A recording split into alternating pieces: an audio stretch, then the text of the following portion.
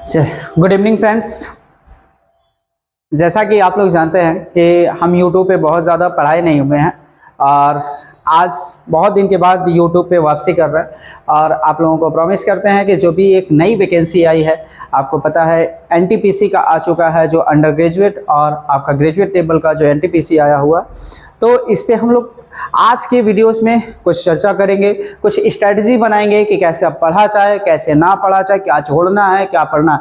आज के एग्ज़ाम में सबसे ज़रूरी बात यह है कि क्या आपको पढ़ना है और क्या छोड़ना है, क्योंकि बहुत ब्रॉड सिलेबस है और उसको आप पूरा तो नहीं पढ़ के माइंड में रख सकते हैं। तो क्या छोड़ना है, कौन कौन से इंपॉर्टेंट टॉपिक है, क्या हमारी स्ट्रैटेजी होनी चाहिए जिससे हमारा सिलेक्शन हो सके। जैसे आज थोड़ा सा हम सिलेबस पे डिस्कस करेंगे और ये आपको हम प्रॉमिस करते हैं कि पूरा सिलेबस, चाहे वो मैथमेटिक्स का होगा, चाहे वो रीजनिंग का होगा और कुछ पोर्शन जीएस के, जो यहाँ पे कंप्लीट करवाया जाएगा। जो मेरे चैनल का नाम है मैथ्स विद अर्जुन सर, उस पर सब कुछ कंप्लीट आपको पढ़ाएंगे। तो आइए थोड़ा सा स्ट्रैटेजी के बारे में जानते हैं कि इस समय एक वैकेंसी जो रेलवे की बहुत ही चर्चित वैकेंसी रहती है जिसका नाम है NTPC।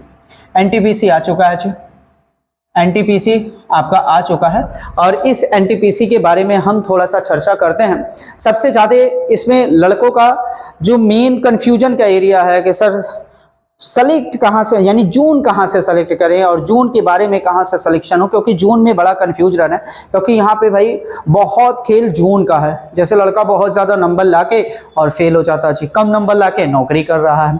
तो थोड़ा सा जून के बारे में डिस्कस करें। इस समय बड़ा ही चर्चित जोन है एक, जिसका नाम है कोलकाता। बड़ा ही चर्चित जोन है और कोलकाता में आपको लगभग 1350 अप्रॉक्स मैं बता रहा हूँ, एकदम एग्जैक्ट नहीं बता रहे हैं, लगभग 1350 आपकी पोस्ट है। तो सबसे ज़्यादा पोस्ट ही कोलकाता से है और दूसरे नंबर पे मुंबई से है। और लोग ये सोच रहे हैं कि बहुत सारे फॉर्म आपके कोलकाता से ही पढ़ने वाले हैं। तो हम कोशिश ये कर रहे हैं, देखिए पिछला आपको करना क्या है कि पिछला कट ऑफ आप एनालिसिस करिए, ये कहाँ से कितनी वैकेंसियां थी और कितना कट ऑफ गया था, उसके बाद से आप जोन डिसाइड करिए। क्योंकि देखिए जहाँ पे वैकेंसी ज़्यादा रहेगी ना, वहाँ पे बहुत ज़्यादा आपके फॉर्म भी जाएंगे और कंपटीशन भी बड़ा हाई रहेगा। तो इस पे थोड़ा सा चर्चा किया जाए कि अगर पिछली बार कट ऑफ यहाँ का देखा जाए तो प्री का कट ऑफ यूआर का लगभग 80 नंबर था, यानी 79.5 नंबर था। तो आप सोच लीजिए उस समय अगर इतना कट ऑफ था, तो इस समय अगर सबसे चर्चित जोन है तो क्या यहाँ का कट ऑफ गिरने वाला है? ना। तो ये जोन आपका इस समय हम अगर देखें तो आपको ज़्यादा डेंजर में रहेगा, यानी कि बहुत ज़्यादा हाईलाइटेड जोन रहेगा, बहुत ज़्यादा हाईलाइटेड है। जो आपकी बड़ी एक पॉपुलर पोस्ट इस समय निकली है, CCTS का जो पोस्ट आपकी निकली हुई है, वो सबसे ज़्यादा यहीं पे पोस्ट भी है। अब थोड़ा सा सेफ जोन की बात करते हैं। जैसे पिछले अगर NTPC की बात करें और इस समय सेफ जोन, तो हम अगर देखते हैं पिछले अगर एनालिसिस करें तो गुवाहाटी, एक लड़के का गुवाहाटी बहुत ही आपको ए जोन था, ये भी इस समय सेफ जोन में है। गुवाहाटी ये आपका सेफ जोन में है। तो थोड़ा सा इसको अगर देखा जाए, अगर आपको जॉब करना है। दूसरे नंबर पे अगर हम देखें एक जोन आपका मालदा भी अच्छा खासा जोन है। अगर देखें अहमदाबाद ये भी जोन थोड़ा ठीक ठाक है। रांची देख लीजिए, रांची ये भी आपका जोन ठीक ठाक है। अगर 2-4 उसके बाद आप जोन एनालिसिस करिए और सारे चीज़ एवरेज हैं और सारे में एवरेज हैं। कुछ आपके डेंजरस जोन रहते हैं जहाँ के बड़े ही आपके लोगों का या लड़कों का देखें तो बड़ा ही फेवरेट जोन रहता है। जैसे प्रयागराज हुआ, गोरखपुर में इस बार कम सीटें हैं तो वहाँ से भाई कंपटीशन तो बहुत तगड़ा होने वाला है। प्रयागराज में कम सीटें हैं तो वहाँ से भी कंपटीशन बहुत तगड़ा होने वाला है। अगर देखा जाए कोलकाता, तो कोलकाता इस समय आपका बहुत ही प्रचलित जोन है, तो यहाँ पे भी कंपटीशन बहुत ज़्यादा होने वाला है। चंडीगढ़ देखें तो चंडीगढ़ में भी कंपटीशन। हाँ, एक और जोन है बिलासपुर। अगर बिलासपुर भी देखेंगे तो ऑन एवरेज रहता है, अच्छा भी यहाँ पे जोन है, तो बिलासपुर भी एक तरह से देख सकते हैं। तो गाइस मैं आपको ये सजेस्ट करूँगा, थोड़ा सा अपना एनालिसिस करिए, अपने दिमाग का यूज करिए, जोन डिसाइड करिए और फॉर्म जो आपका 14 तारीख आपका लास्ट डेट है, फॉर्म फिलअप करिए एक अच्छे से जोन और कहीं से जोन रहे। अगर आप पढ़ेंगे मैं एकदम गारंटी देता हूं कि अगर आप पढ़ते हैं, अगर पर डे आपको 3 से 4 घंटे पढ़ते हैं तो 100% आपका सिलेक्शन होगा। देखिए इसमें आपका देखा जाए तो हम लोगों का जो योगदान रहेगा वो 40%, अगर 60% अगर देखा जाए तो आपका ही योगदान रहेगा।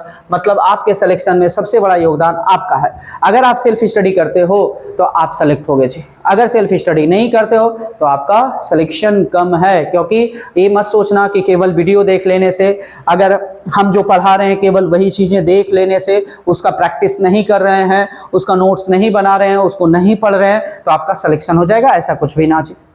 ठीक है, तो देख रहे होंगे सबसे बड़ा योगदान आपका है। थोड़ा सा हम इस पे डिस्कस कर लिए कि सबसे ज़्यादा आपका जोन सिलेक्शन में है, तो अगर बता दिए, अगर इसमें से आपको थोड़ा सा कुछ अच्छा लगेगा तो आप जोन सेलेक्ट कर सकते हैं। लेकिन कभी भी हम पे ब्लेम ना करना कि हम यहाँ से जोन सर सेलेक्ट कर लिए और हम, क्योंकि ये जो भी सिलेक्शन आपको, जो भी जोन सिलेक्शन हम बता रहे हैं, ये आपके 2 एनटीपीसी यानी कि पिछले 2 बार के एनटीपीसी के कट ऑफ को देखते हुए इस जोन को हमने डिसाइड किया कि ये जोन आपका जाता है। चेन्नई भी इसमें है, चेन्नई देखा जाए तो चेन्नई भी इस जोन में है, चेन्नई भी अच्छा खासा यानी कि कम से कम कट ऑफ जाता है। ठीक है, तो अगर देखा जाए बॉयज़ के लिए तो अच्छा ही है, बॉयज़ कहीं भी जाके नौकरी कर सकते हैं। गर्ल्स थोड़ा सा अपने पास में आप नौकरी करिए, यानी कि अपने पास का कुछ जोन सेलेक्ट करिए, बहुत ज़्यादा दूर नहीं जाना है, कंपटीशन तगड़ा रहेगा जी। थोड़ी देर बाद आती है, 4-5 साल बाद नौकरी आई है तो कंपटीशन बहुत तगड़ा रहेगा, तो उस अनुसार हम अपना प्रिपरेशन करेंगे, एक लेवल पे करेंगे। तो चलिए गाइस, थोड़ा सा एनटीपीसी के सिलेबस के बारे में बात कर लेते हैं कि एनटीपीसी का सिलेबस क्या है। हाँ जी, चाहे वो अंडर ग्रेजुएट लीजिए, चाहे आप ग्रेजुएशन लीजिए, पे लीजिए, एनटीपीसी का सिलेबस हम देख लेते हैं। एनटीपीसी का सिलेबस क्या, तो इसमें प्री आता है, यानी कि प्री का पेपर होगा जी, और मेंस होगा। देखिए दोनों का सिलेबस अगर देखा जाए तो सेम है, बस वेटेज यानी क्वेश्चन का वेटेज ज़्यादा है। क्वेश्चन के वेटेज में केवल अंतर है, यहाँ पे जो प्री में आएगा 100 क्वेश्चन आएगा, जिसमें से आप लगभग 60 से 65 क्वेश्चन मैथ प्लस देखा जाए तो मैथ और प्लस रीजनिंग आने वाला है। ठीक है जी, बाकी का जो बच जाता है यानी जो रिमेनिंग बचता है वो लगभग 60 से कम तो मैथ रीजनिंग नहीं आने वाला है, 60 से ऊपर ही आ जाता है, क्योंकि हम प्री दिलवाए थे, प्री दिए भी थे और बहुत सारे बच्चे भी दिए थे। कितने लोगों के सेक्शन में देखा जाए तो 70 क्वेश्चन आया था, कितने लोगों के सेक्शन में देखा जाए तो 60 क्वेश्चन आया था, यानी 60 से कम नहीं था। रिमेनिंग जो था जीएस था। तो अगर यही चीजें मेंस का भी सिलेबस है, यहाँ पे 120 क्वेश्चन आ जाता है, 120 क्वेश्चन, और यहाँ पे सिलेबस देखा जाए तो मैथ और रीजनिंग का डिफाइंड है, यानी कि 70 क्वेश्चन आएगा, 70 क्वेश्चन, और जो आपका 50 क्वेश्चन बच गया, 50 क्वेश्चन वो आपका रहेगा जीएस। ठीक है जी, तो आप अगर देख सकते हैं एनटीपीसी में अगर आपको सिलेक्शन लेना है, देखिए मस्करी नहीं, मस्करी तो हम कभी भी कर लेंगे, अभी पढ़ाई की बात करेंगे, पढ़ाई की थोड़ा सा मुद्दे की बात करेंगे, क्योंकि आज के डेट में पढ़ाई बहुत इंपॉर्टेंट है जी। हम हंसी के भी करेंगे, मजाक भी करेंगे, सब कुछ होगा, लेकिन देखिए वक्त पे, हर समय हंसी मजाक नहीं। जब हमारे कैरियर की बात आएगी तो हंसी मजाक थोड़ा सा उसको किनारे रखेंगे, ज़्यादातर हम फोकस इस पे करेंगे। देखिए अगर देखा जाए तो अगर एनटीपीसी में आप सिलेक्शन लेना चाहते हो बाबू, अगर एनटीपीसी में सिलेक्शन लेना है, अगर सिलेक्शन लेना है, रेलवे के जॉब का अगर ख्वाब देख रहे हो, रेलवे की नौकरी पाना चाह रहे हो, तो आप एक चीज़ों पे फोकस ज़्यादा करना है, वो है मैथ और रीजनिंग। यानी मैथ और रीजनिंग आपका स्ट्रांग होना चाहिए, क्योंकि मैथ और रीजनिंग ही आपको सेलेक्ट करवा देगी यहाँ पे। क्योंकि अगर जो लड़का मैथ रीजनिंग से स्ट्रांग रहेगा वो 60 से 65 क्वेश्चन में 60 मारेगा जी, और जीएस में हंसते खेलते अगर 15-20 भी लाया, 20 भी लाया, तब भी आपको प्री क्वालिफाई कर जाएगा। और वही चीज़ें मेंस में भी है, 70 में लड़के 65 क्वेश्चन करते हैं, 65 से 70 यानी 65 क्वेश्चन कर लेते हैं, और यहाँ से अगर 50 में 30 भी मारे, 25 भी मारे, तब भी उनका क्या हो गया, सिलेक्शन हो गया जी। ठीक है गाइस, तो आप देख रहे होंगे कि यानी किस पे ज़्यादा फोकस करना है, किस पे ज़्यादा चर्चा करना है, तो मैथ और रीजनिंग में। अब थोड़ा सा अपने स्ट्रैटेजी के बारे में बात कर लेते हैं कि हम क्या प्लान कर रहे हैं आपके बारे में, और कैसा पढ़ाना चाह रहे हैं और कैसे पढ़ाएंगे जी। ठीक है, सारे यूट्यूबर्स की नहीं, मैं अपना बात तो कर सकता हूं कि मैं कैसा पढ़ाने वाला हूं। तो देखिए मैथ्स मैं पूरा कंप्लीट आपको कैसा पढ़ाने वाला हूं, जरा समझ लीजिए। मैथ्स में मेरा चीजें रहेगा कॉन्सेप्ट। पहले आपको कॉन्सेप्ट सिखाएंगे कि कॉन्सेप्ट कहाँ से बना है, कैसे आया हुआ है, ठीक है जी। कॉन्सेप्ट के साथ साथ उसके बाद हम सॉल्व कराएंगे जो भी हमारे प्रॉब्लम्स रहेंगे, प्रॉब्लम्स में सॉल्व रहेंगे जी।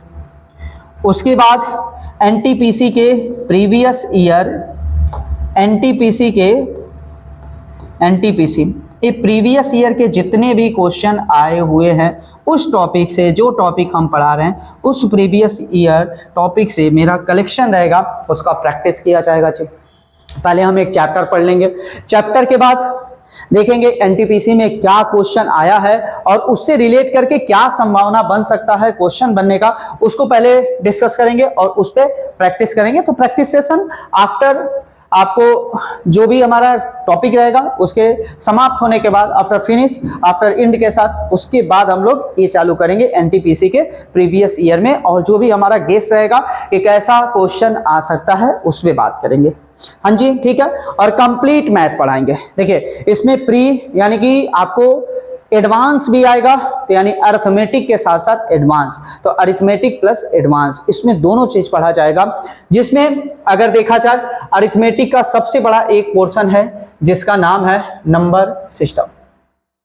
ये आपका नंबर सिस्टम, संख्या पद्धति जिसका नाम है बाबू संख्या पद्धति, ये सबसे बड़ा पोर्शन है और इसको कह सकते हैं कि बैकबोन ऑफ मैथ्स का एक बैकबोन है। सबसे बड़ा चैप्टर, सबसे ज्यादा नंबर और सबसे ज्यादा उलझाऊ यानी कि सबसे ज्यादा उलझन का क्वेश्चन भी लेके आता है।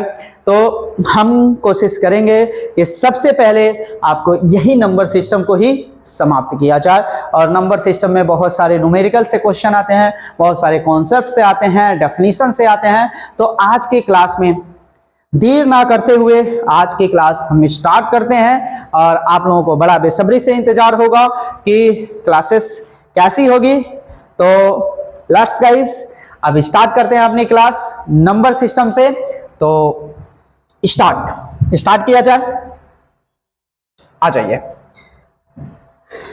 मैं पीडीएफ फॉर्मेट में आपको पढ़ाऊंगा सारा चीजें। डेफिनेशन मैं खुद लिख के ले आया हूं और डेफिनेशन से आपको कोई भी चीजें दिक्कतें नहीं आने वाली हैं। जल्दी जल्दी हम लोग डेफिनेशन खत्म करेंगे और डेफिनेशन खत्म करने के बाद उसके बाद सारा चीजें आएंगे जी, सब कुछ इसमें खत्म किया जाएगा। देखिए तो चैप्टर स्टार्ट हो रहा है नंबर सिस्टम। नंबर सिस्टम हमारे यहाँ ऑफलाइन भी क्लासेस चलता है, जैसा कि आपका एड्रेस सारा चीज़ें लिखा होगा। हमारा एड्रेस अगर देख लेंगे तो ऑफलाइन भी क्लासेस चलता है। अगर आपको गाइस कोई भी प्रॉब्लम होगा तो आप ऑफलाइन क्लासेस भी ज्वाइन कर सकते हैं, लेकिन हम कोशिश करेंगे कि आपको पूरा बेहतर समझ में आए। हम कोशिश ही कर सकते हैं, एश्योरेंस दिलवा सकते हैं, आपको इंश्योरेंस दे सकते हैं, आपको गारंटी तो नहीं दे सकते हैं कि भाई आपको 100% ही सारा चीज़ें होगा, क्योंकि no one is perfect in the world. दुनिया में कोई परफेक्ट नहीं है। स्टार्ट किया जाए, चलिए गाइस। तो आज स्टार्ट किया जाए नंबर सिस्टम, संख्या पद्धति। हाँ जी, कौन सा चैप्टर? संख्या पद्धति। संख्या पद्धति, जरा इसके बारे में सारा सब कुछ हम डिटेल से समझाते चलेंगे। जरा इसके बारे में आप सुनते रहिएगा और कोशिश करिएगा कि आप पेन और कॉपी साथ में लेके बैठें, क्योंकि इसका नोट्स बनाते रहें, क्योंकि इससे आपका क्वेश्चन आता है।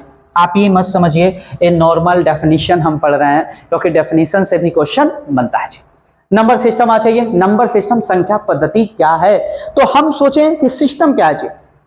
सिस्टम क्या है? देखिए सब कुछ आपको लिखा हुआ है। Process to represent a number is called number system. किसी भी संख्या को निरूपित करने का, यानी संख्या को प्रदर्शित करने का, रिप्रेजेंट करने का ये तरीका है, एक प्रोसेस है, एक तरीका है। तो संख्या को निरूपित करने का तरीका है। संख्या निरूपण का क्या है? तरीका है। संख्या निरूपण का तरीका क्या कहलाता है भाई? निरूपण का तरीका, यानी कि कोई भी संख्या लिख रहे हैं उसका तरीका अपनी भाषा में समझते हैं यार। चलो अपनी भाषा में समझते हैं, क्योंकि निरूपण, प्रोसेस, रिप्रेजेंट समझ में ना आएगा ना। तो हम कहते हैं कोई संख्या लिखने का तरीका है, कोई संख्या को हम लिख कैसे रहे, यही तरीका क्या है? नंबर सिस्टम है। कोई भी संख्या आप लिखते कैसे हैं? जैसे सपोज मुझसे कोई कहा यार 315 लिखो, हमने लिखा 315। आपसे मैंने कहा पढ़ो यार ये 315 लिखा है क्या? आपका जवाब होगा हाँ जी ये तो 315 लिखा। आपसे मैंने पूछा कि बताओ कौन से डिजिट्स का यूज हुआ है, तो आपका जवाब होगा 315 का यूज आपने करके 315 लिख दिया। लेकिन मैं यही कहा सेम आपका प्रोसेस अगर मैं 513 लिखता हूं तो बताओ सेम डिजिट लिखा हूं तो क्या ये आपको 315 लिखा है? तो आपका जवाब होगा ना जी ये तो 315 नहीं लिखा है, 315 नहीं लिखा क्योंकि सेम डिजिट का यूज करके हम 513 लिख दिए, यानी कि अंकों का स्थान बदल दिए तो संख्या का मान बदल गया। इसी को तो कहते हैं यानी कि सही वे में संख्या को लिखना है, यानी अंकों का सही जगह होना चाहिए और यही संख्या को लिखने का जो तरीका है, उनको रिप्रेजेंट करने का तरीका है, उसी को कहते हैं नंबर सिस्टम। हाँ जी ठीक है, समझ में आ चुका होगा। चलिए आगे बढ़ते हैं, कौन कौन सा तरीका है किसी भी नंबर को रिप्रेजेंट करने का, कौन कौन सा तरीका है इसको जानते हैं। पहला है डेसिमल नंबर सिस्टम, इसको बोलते हैं दशमलव संख्या पद्धति। दशमलव संख्या पद्धति, दशमलव संख्या पद्धति, दशमलव। हिंदी वाले मैं हिंदी लिखता रहूंगा क्योंकि इंग्लिश में लिखा हुआ है तो आप नाराज ना होइएगा, हिंदी आपको मैं समझाता चलूंगा। हिंदी हमारी मातृभाषा है भाई, हम इसको छोड़ के कहां जा सकते हैं। ठीक है, दशमलव संख्या पद्धति। अब देखिए दशमलव संख्या पद्धति क्या होती है। देखिए अंकों का खेल है, बस अंकों का खेल है, यानी एक ऐसी संख्या पद्धति को बनाने में, एक ऐसी संख्या पद्धति को बनाने में जिसमें आप स्वतंत्र हैं सारे अंकों का प्रयोग करने के लिए। क्योंकि अंक कितने होते हैं, अगर कोई पूछे हमसे अंक कितना होता है तो आपका जवाब होगा 0, 1, 2, 3, 4, 5, 6, 7, 8, 9। ये क्या है जी? अंक है। इसके आगे जो भी लिखोगे ना वो संख्या बन जाएगी। ये अंक है, केवल इतने ही अंक होते हैं, यानी कि टोटल अगर अंकों की संख्या देखा जाए तो कितने अंक होते हैं, तो आप कहेंगे 10 अंक होते हैं जी, 0 से लेके 9 तक। कितने अंक? 0 से लेके 9 तक। तो ऐसी संख्या को लिखने के लिए जिसमें आप फ्री हैं हर एक अंक का प्रयोग करने के लिए, मतलब 10 अंक का प्रयोग करने के लिए अगर आप स्वतंत्र हैं तो ऐसी संख्या पद्धति को कहते हैं दशमलव संख्या पद्धति। इसीलिए तो देखो ना क्या लिखा हुआ, 10। 10 का मतलब 10 अंक। कितने अंक? 10 अंक। 10 अंक का अगर प्रयोग करने के लिए आप स्वतंत्र हैं तो आप कहेंगे दशमलव संख्या पद्धति। ठीक है जी। अच्छा, इसी को कहीं कभार ऐसे लिखा होगा कि जिसका आधार 10 हो। क्या हो? जिसका आधार 10 हो। आप आधार 10 हो, जिसका आधार 10 हो। अच्छा, ये आधार 10 होने का मतलब क्या है? देखिए एक ऐसी संख्या बेस लिखा जाता है कि रिप्रेजेंट करने के लिए कि कौन सी संख्या, जैसे मैंने लिखा ना 215 और इसको मैं बेस रिप्रेजेंट कर दिया 10। अगर ऐसी संख्या लिखी गई है तो आप समझिए इसका आधार कितना दिखाया गया? 10। यानी जिसका आधार 10 हो, इसका मतलब आप 10 अंक का प्रयोग करने के लिए स्वतंत्र हैं और ऐसा दिखाया रहेगा कि इसका आधार कितना है? 10 है। ठीक है ना। अच्छा, अगर आधार नहीं लिखा है तब भी हम उसका आधार कितना मानेंगे? 10। तो 215 को चाहे ऐसे लिखो चाहे ऐसे लिखो, दोनों का बात क्या है? बराबर है। समझ पा रहे हैं? दोनों की बात क्या है? बराबर है। यानी आधार 10 दिखाइए या आधार 10 ना दिखाइए, ये आपके ऊपर है। जैसे मैंने कहा कि अगर 2 लिखिए और +2 लिखिए, बात तो दोनों का बराबर है, दोनों का बराबर है। यहां आप लिखे नहीं है तब भी हम जान जा रहे हैं, हम ये हमारा नून है जी कि अगर किसी भी संख्या के सामने अगर आप सिंबल नहीं लगाते हो ना तो क्या मानते हैं? प्लस मानते हैं ना, पॉजिटिव मानते हैं। और पॉजिटिव दिखा दिए तो ठीक है, पॉजिटिव दिखा दिए तो अति उत्तम है, हम जान गए जी कि एकदम श्योर एंड सर्टेन है पॉजिटिव है। वैसे ही किसी भी संख्या का अगर आप आधार दिखा दिए तब तो हम श्योर एंड सर्टेन है कि भाई उसका आधार कितना है? 10 है। लेकिन अगर आधार नहीं लिखा है तो आपको मानना ही पड़ेगा कि कितना है? 10 है। समझ पाए? तो ये होता है दशमलव संख्या पद्धति, जिसमें आप स्वतंत्र हैं, जिसमें स्वतंत्र हैं 10 अंकों का प्रयोग करने के लिए, यानी हर एक अंक का प्रयोग करके जो मन करे, जिस अंक का मन करे उस अंक का प्रयोग करिए और जो संख्या बनाने का मन करे वो संख्या बना लीजिए। यही है दशमलव संख्या पद्धति और मैथ में ज्यादातर यही पद्धति चलता है। ठीक है, तो पहला आप प्रोसेस पढ़ लिए, यानी कि किसी भी संख्या को प्रदर्शित करने का, किसी भी संख्या को लिखने का पहला तरीका है दशमलव संख्या पद्धति। चलिए आ जाइए दूसरे तरीके पे चलते हैं। दूसरा है आपका बाइनरी नंबर सिस्टम। दूसरा क्या है? बाइनरी नंबर सिस्टम, जिसको कहते हैं द्विधारी संख्या पद्धति।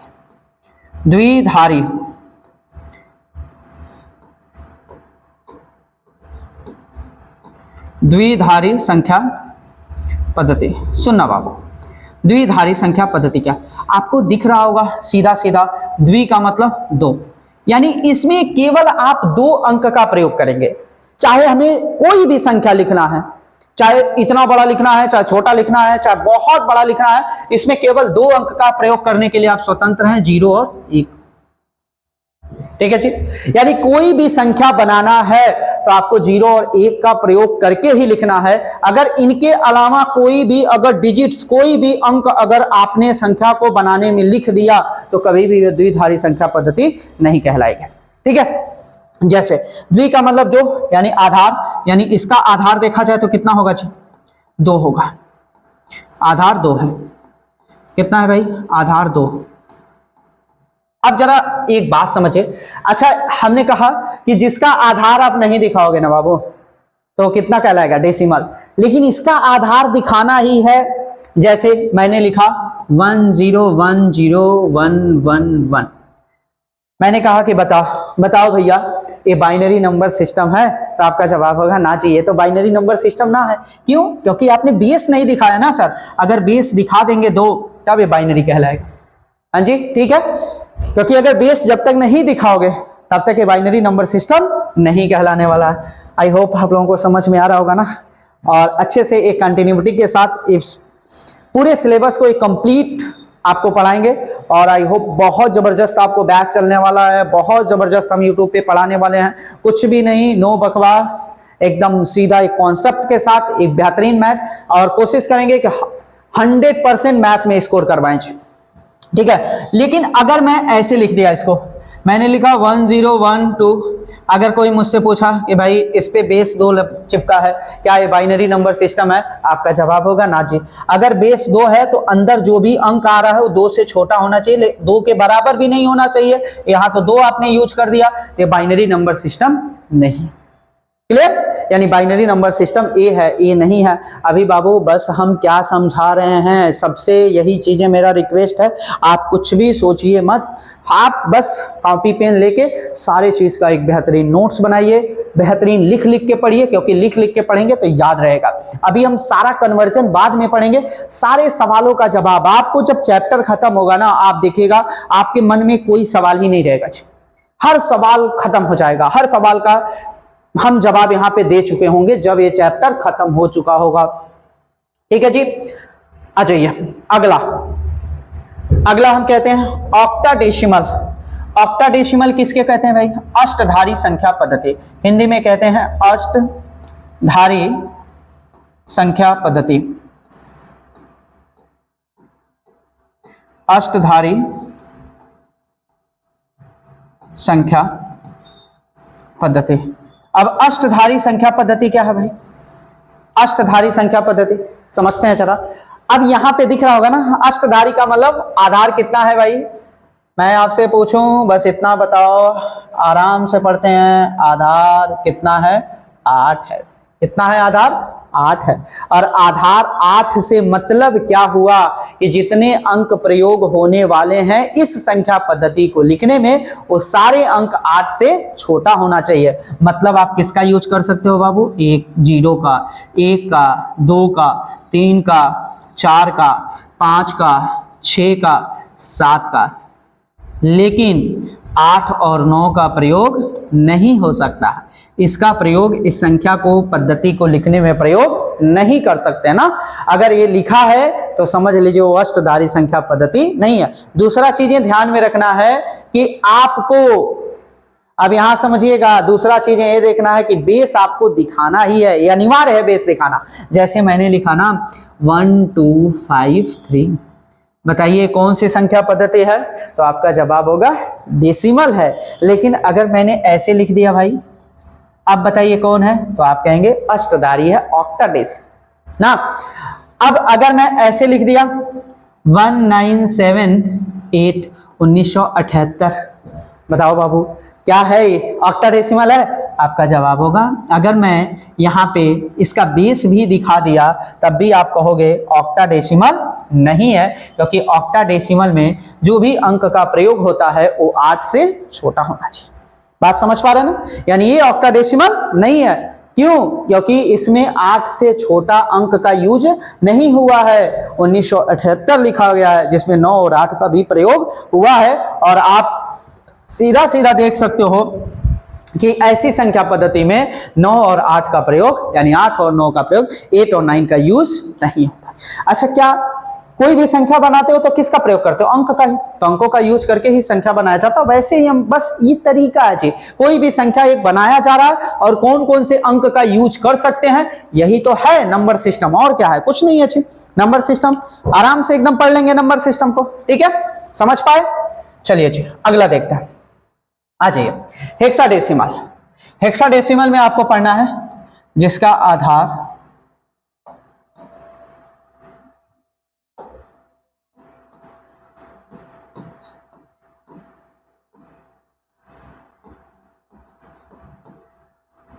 जिसका आधार 16 है।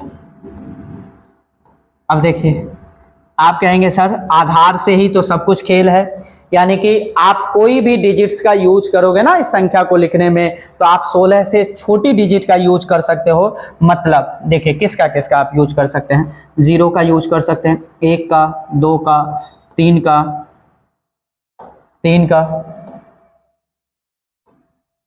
उसके बाद देखा जाए 4 का, 5, 6, 7, 8, 9, 10, 11, 12, 13, 14 और 15 इसका यूज किया जाएगा किसी भी संख्या पद्धति को बनाने। इस संख्या पद्धति को बनाने के लिए हम 16 से छोटे अंकों का प्रयोग करेंगे। 16 से छोटा होना चाहिए, लेकिन आपको जवाब होना चाहिए कि सर संख्या कैसे बनती है। अगर मैं आपसे पूछूं कि संख्या कैसे बनती है, तो आपका जवाब होगा अंकों का समूह। अंकों का क्या है जी? समूह है, कलेक्शन है, ग्रुप है। ठीक है जी, अंकों का एक ग्रुप बनता है, अंकों का एक समूह बनता है। अंकों का समूह बना के ही तो संख्या हम बनाते हैं। लेकिन अगर मैं आपसे पूछूं, यहाँ तो भाई खुद ऑलरेडी अंकों का समूह है, 2 अंक है, यहाँ पे भी 2 अंक है, यहाँ पे भी 2 अंक है, यहाँ भी 2 अंक है, तो क्या ये अंक है? तो आपका जवाब होगा ना जी, ये तो संख्या है। तो हम इसको कैसे रिप्रेजेंट करेंगे? जैसे मैं मान लीजिए सपोज ऐसे लिखा, ऐसे लिखा। अब मैं एक चीज है, मेरा दिमाग ये कह रहा नहीं मैं इसको 10 पढ़ूंगा, और आपका जवाब होगा सर 10 क्यों पढ़ेंगे? अगर नहीं कोई देखा रहेगा तो इसको तो ऐसे भी पढ़ सकता 1056 1056। अगर कोई देखा है, मान लीजिए हम लिखे हैं, तो हम अपने मन से लिखेंगे भाई नहीं ये वाला 10 मैं यूज किया हूं। लेकिन और लोग को नहीं ना, जो पहली बार देखेगा, जो नहीं इस चीज को देखा है, जो हम मान लीजिए आप नहीं देखे हैं, तो आप तो 10 1 पढ़ लेंगे जी, 1056 यानी 1056 पढ़ लेंगे, ऐसा पढ़ लेंगे। लेकिन हम कहेंगे ना जी, इसी चीज को खत्म करने के लिए देखिए क्या बना। तो ऑक्टाडेसिमल में कहा गया कि जो ए 10 है ना उसको ए लिखा जाएगा, जो आपका 11 है उसको बी लिखा जाएगा, इसको सी लिखा जाएगा, इसको डी लिखा जाएगा, इसको ई लिखा जाएगा और इसको एफ लिखा जाएगा। ठीक है, अब यानी कि इस अल्फाबेट्स और प्लस इन अंकों का यूज कर दें तो हम कहेंगे ये आपको संख्या पद्धति है जो हेक्साडेसिमल है। जैसे मैं एक संख्या लिख रहा हूं, मान लीजिए सपोज ABC और मैंने लिखा 16। क्या आपका जवाब होगा कि क्या यह कोई नंबर सिस्टम है? आपका जवाब होगा हाँ जी, ये तो नंबर सिस्टम है जो हेक्साडेसिमल है, क्योंकि इसका बेस कितना है 16 और एक का वैल्यू कितना है 10, बी का वैल्यू कितना है 11 और सी का वैल्यू कितना है 12। समझ पा रहे हैं? जैसे अगर मैंने लिखा कि एक संख्या लिख रहा हूं F9D, मुझसे कोई पूछा क्या है हेक्साडेसिमल नंबर सिस्टम है? आपका जवाब होगा हाँ जी, ये तो हेक्साडेसिमल नंबर सिस्टम है, जिसमें F का वैल्यू आपका कितना है 15 है और D का वैल्यू अगर देखा जाए तो आपके अनुसार कितना है 13 है। इस नंबर सिस्टम के अनुसार कितना है 13 है। बात समझ पा रहे होंगे। जहां तक हमें उम्मीद है कि आपको ये डेफिनेशन बहुत ही बेहतरीन समझ में आया होगा। देखिए बाबू, कन्वर्जन से क्वेश्चन आता है, जैसे आपको डेसिमल से बाइनरी में कैसे बदलोगे, ठीक है, बाइनरी से डेसिमल में कैसे बदलोगे, आपको बाइनरी से ऑक्टा में कैसे बदलोगे, ऑक्टा से बाइनरी में कैसे बदलोगे, डेसिमल से ऑक्टा में कैसे बदलोगे, ऑक्टा से डेसिमल में कैसे बदलोगे, यानी कि उसके बाद डेसिमल से कैसे हेक्सा में बदलेंगे, हेक्सा से कैसे डेसिमल में चलेंगे, बाइनरी से कैसे हेक्सा में जाएंगे, हेक्सा से कैसे बाइनरी में आएंगे। ये सब कुछ का मेरे पास जवाब है और आप बस थोड़ा सा वेट करिए, थोड़ा सा सब्र करिए, आपको सब कुछ मिलेगा। क्योंकि मैं कन्वर्जन का एक बेहतरीन आपको वीडियो ही लेके आऊंगा जिसमें पूरा कन्वर्जन पढ़ाऊंगा। अभी मैं पूरा का पूरा डेफिनेशन पढ़ा रहा हूं, तो अभी आपका माइंड कंसंट्रेट रहना चाहिए ओनली डेफिनेशन पर, कि आप ऐसे वैसे नहीं, मन भटकाना नहीं है। समझ पा रहे हो बच्चों? ठीक है, थोड़ा सा आगे बढ़ा जाए, आपकी इजाजत हो तो। ठीक है, आगे बढ़ा जाए, आ जाइए। अब थोड़ा सा डेफिनेशन पे बात करते हैं कि फेस वैल्यू। देखिए कोई भी अंक होता है, देखिए पहला नंबर आपको ये चीजें जानना है कि फेस वैल्यू होता क्या है भाई। इसको बोलते हैं जातीय मान, हिंदी में क्या बोलते हैं, जातीय मान। जातीय मान, अंकिक मान, दुनिया भर का मान रहता है। तो हम सीधा सीधा आपको कहेंगे ना कि बढ़िया से क्या करो, फेस वैल्यू ही याद करो यार, कि फेस वैल्यू क्या है ना, फेस वैल्यू ही याद करके रखते हैं कि फेस वैल्यू होता क्या है। आ जाइए जी, मैं आपसे एक सवाल पूछता हूं, बताओ भैया आप लोग, आपका फेस क्या है। अगर मैं पूछूं मेरा फेस क्या है, आपका फेस क्या है, तो यही ना कहोगे कि आपका फेस आइडेंटिफिकेशन है, आपकी पहचान है ना, आपकी पहचान है। तो फेस जैसे हमारी पहचान है, क्योंकि चाहे हम कहीं भी चले जाएं, चाहे हम गोरखपुर रहें, चाहे आपको बिहार चले जाएं, चाहे हम बड़हलगंज में रहें, चाहे हम लखनऊ चले जाएं, लंदन चले जाएं, रहेंगे तो इस फेस से अर्जुन ही। हाँ, तो वैसे ही देखिए पहला नंबर, एक चीज है, इस बात को समझिएगा, फेस पहचान किसका होता है, यानी कि हमेशा जो जातीय मान या फेस वैल्यू होता है वो अंक का होता है। किसका होता है, अंक का, संख्या का कभी नहीं होता है। फेस वैल्यू संख्या का नहीं होता है जी, ध्यान में रखिएगा। संख्या का मतलब आदमी, आदमी का मतलब भीड़, ऐसे समझियो, ये भीड़ है जी। संख्या का कभी भी फेस वैल्यू नहीं होता, हमेशा फेस वैल्यू किसका होता, अंक का। यानी हमारी पहचान हमारी अकेले से है, लेकिन भीड़ की कभी भी पहचान नहीं होती है ना। तो संख्या क्या है, भीड़ है, और अंक क्या है, अकेला है, ठीक है ना। तो अकेले की पहचान होती है, तो समझ लीजिए अंक की पहचान बताता है फेस वैल्यू, कौन सा अंक क्या है। अगर मैंने लिखा कि भाई देखो, और किसी भी चीज का फेस वैल्यू खुद वह अंक ही होता है। क्या होता है भाई, खुद वह अंक, किसी भी अंक का फेस वैल्यू वह अंक ही होता है, चाहे वो कहीं भी रहे, किसी भी पोजीशन पे रहे, खुद वह अंक ही होता है। जैसे मैंने लिखा 5 to 4, और मैंने पूछा भाई 5 का बताओ, 5 का फेस वैल्यू क्या है, 5 का फेस वैल्यू। यानी अगर हमसे कोई पूछा कि 5 का फेस वैल्यू बताओ, तो हमारा जवाब होगा 5 का वैल्यू, फेस वैल्यू क्या है, 5। क्लियर। 2 का फेस वैल्यू 2 है, 4 का फेस वैल्यू 4 है। अगर मुझसे कोई पूछा यहाँ पे 8 है, यहाँ पे 9 है, यहाँ पे 4 है, इस 4 का फेस वैल्यू, तो आप कहेंगे 4 है।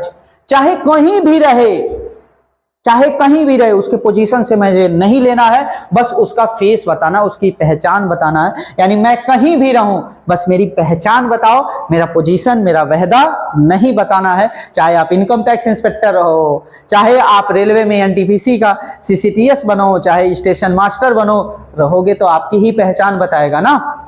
तो एनटीपीसी वालों, रेलवे में कहीं भी नौकरी करोगे, चाहे आप जबलपुर में नौकरी करोगे, चाहे दिल्ली में करोगे, चाहे आप लखनऊ में करोगे, चाहे बिहार में रांची में करोगे, कोलकाता में करोगे, रहोगे तो आपकी पहचान। वैसे ही किसी भी अंक का फेस वैल्यू क्या होता है, खुद वह अंक ही होता है, क्योंकि उसकी पहचान ही बताना है बस। तो 4 की पहचान 4 है, तो भाई 4 का फेस वैल्यू 4 है, 8 का फेस वैल्यू 8 है। हाँ जी, ठीक है, समझ पा रहे हो, जहां तक उम्मीद है समझ पा रहे होंगे आप। अगला आ जाते हैं प्लेस वैल्यू। ठीक है, प्लेस वैल्यू, इसका मतलब होता है स्थानीय मान। क्या होता है बाबू, अगर देखा जाए स्थानीय मान, स्थानीय मान, हिंदी भैया देख लीजिएगा, क्योंकि हिंदी गलत ही हमसे लिखा जाएगा, तो आप थोड़ा सा इस पे गौर ना करिएगा कि मेरी क्या गलतियां हो रही, बस कॉन्सेप्ट को समझने की बात है। स्थानीय मान, प्लेस वैल्यू। अब आप तो ये बचपन में सीखे होगे ना, कहोगे कि सर हम तो ये बचपन में सीखे हैं स्थानीय मान निकालना, इसका यूज हम कहाँ करेंगे? हाँ जी, यहाँ पे यूज होने वाला। अच्छा, यहाँ स्थानीय मान किसका होता है? तो एक चीज है, आपका जवाब होगा भैया इसमें भी अंक का ही स्थानीय मान होता है, कभी भी आपका संख्या का स्थानीय मान नहीं होता है। यानी यहाँ पे भी स्थान आपका ही बनने वाला, स्थान आपका बनने वाला है, संख्या का यानी भीड़ का स्थान नहीं बनने वाला। समझ पा रहे ना? तो स्थानीय मान क्या इसका यूज होगा नंबर सिस्टम में, थोड़ा सा इस पे बात कर लेते हैं। स्थानीय मान, स्थानीय मान में यानी स्थान बदलने के साथ उसका मान बदलना। देखिए, स्थान के साथ मान बदलना यानी प्लेस वैल्यू उसको कहते हैं कि जो प्लेस बदले तो उसका मान भी बदल जाए, उसका वैल्यू भी बदल जाए। जैसे अभी हम कहें हम गोरखपुर में हैं, लेकिन कल को अगर लंदन में होंगे तो थोड़ा सा मेरा वैल्यू बढ़ जाएगा ना, वैल्यू बढ़ जाएगा। तो जैसे जैसे उसका प्लेस बदलेगा वैसे वैसे उसका वैल्यू बदलता जाएगा, इसको बोलते हैं स्थानीय मान। जैसे मैंने लिखा भाई 259 और 2, ठीक है जी। मैंने कहा ये अपने घर पे है, तो इसको ऐसे ही लिख दीजिए 2 का स्थानीय मान। ए कहेंगे एक घर छोड़ के है, जितना घर छोड़ दे उतना 0 चिपका दीजिए, यानी इसका प्लेस है 90। अगर ए है 2 घर छोड़ के है तो आपका 500।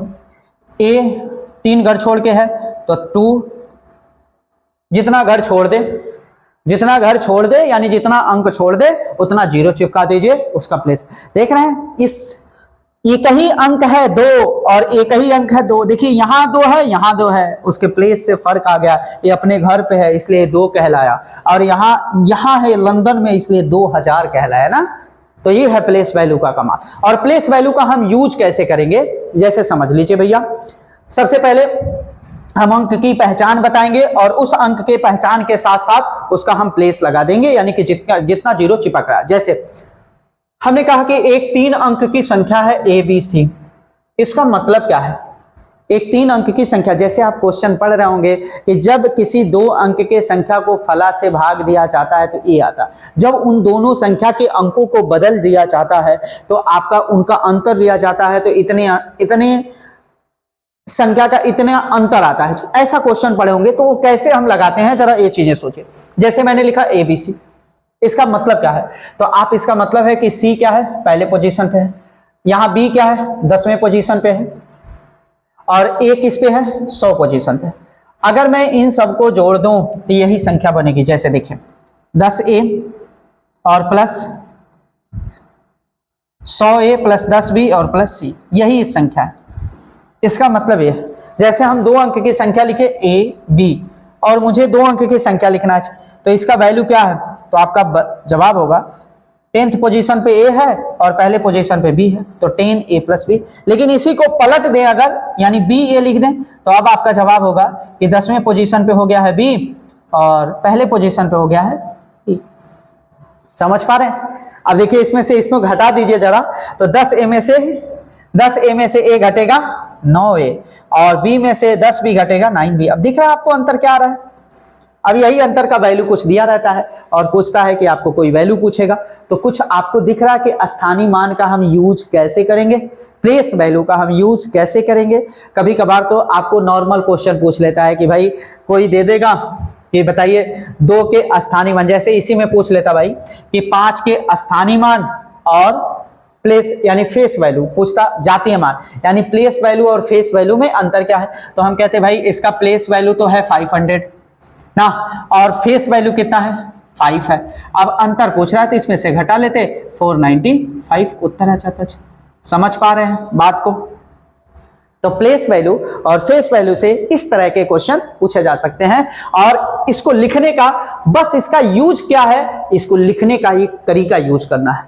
नहीं तो स्थानीय मान तो हम बचपन में सीखे हैं ना, तो मैडम से सीखे हैं स्थानीय मान कैसे निकाला जाता है, इकाई, दहाई, सैकड़ा, हजार, आपको 10,000 करके ऐसा सीखे हैं, तो हम तो आराम से निकाल सकते हैं ना स्थानीय मान। लेकिन प्लेस वैल्यू का यूज क्या होने वाला है, फेस वैल्यू का यूज क्या होने वाला है, कुछ हम पढ़े आज के डेट में। ठीक है जी, तो आई होप आप लोग बहुत अच्छे से पढ़ रहे होंगे, थोड़े से मेहनत से पढ़िए क्योंकि बड़ी जिम्मेदारियां हैं आप लोगों पे भी, क्योंकि हम चाह रहे हैं कि ये सेशन 2025 हमारा खाली ना जाए।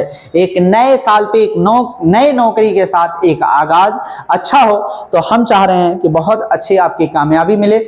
और हम रोज का रोज यानी कि पर डे हम लोग आएंगे और इसी टाइम आएंगे और एक अच्छे वीडियो के साथ, एक अच्छे कंटेंट के साथ। एनटीपीसी का एक जो लड़के नहीं पढ़ पा रहे हैं, अपने घर पे हैं, नहीं वो किसी कारणवश नहीं कोचिंग ज्वाइन कर पा रहे हैं, पहले तो हम यही सजेस्ट आपको करेंगे कि अगर आपके आसपास है कोई कोचिंग तो आप ज्वाइन कर लीजिए, क्योंकि माहौल बहुत ज़रूरी है। क्योंकि आप ऑनलाइन में कंपटीशन नहीं समझ पाते हैं। कंपटीशन पहले समझिए, कंपटीशन क्या है। थोड़े से माहौल में डालेंगे तो आपका एक जुनून पैदा होगा पढ़ने का और कंपटीशन का। ये तो हम आपको फ्री में कंटेंट देते रहेंगे, पढ़ाते रहेंगे और आप अच्छे से इसको पढ़ते रहिए, नोट्स बनाते रहिए। मैं आपको हर वक्त आपके जो पढ़ाने में, आपके मदद में हमेशा आपको तत्पर रहूंगा। और इस वीडियो के साथ आज के लिए इतना ही है और फिर कल हम लोग मिलेंगे। अभी डेफिनेशन खत्म नहीं हुआ प्यारे बच्चों, अभी डेफिनेशन आपका चलेगा, बहुत सारा अभी डेफिनेशन है। तो कुछ इसके 1-2 वीडियोस में हमारे डेफिनेशन ही खत्म होंगे, क्योंकि हम बहुत जल्दी नहीं पढ़ाना चाह रहे हैं, आपको आराम आराम से पढ़ाना चाह रहे हैं कि कम से कम गाड़ी एक ट्रैक पे आ जाए। और जैसे ही ट्रैक पे आप आ जाएंगे फिर हम कंटेंट के साथ कोई भी चैप्टर का एंड बहुत जल्दी कर सकते हैं। तो ठीक है दोस्तों, मिलते हैं कल के वीडियो में। तब तक के लिए थैंक यू सो मच, आपको इतना अप्रिशिएट करने के लिए। और हमारे चैनल को अगर आपको अच्छा वीडियो लगेगा तो थोड़ा चैनल को लाइक और सब्सक्राइब कर दीजिएगा और अपने उसको शेयर करिए ज़्यादा से ज़्यादा, कि आपके वैसे भी मित्र हैं जो नहीं आपको कोचिंग पढ़ पा रहे हैं, नहीं ज्वाइन कर पा रहे हैं, उसका भी इस वीडियो का लाभ उठा सकें। ठीक है, थैंक यू सो मच।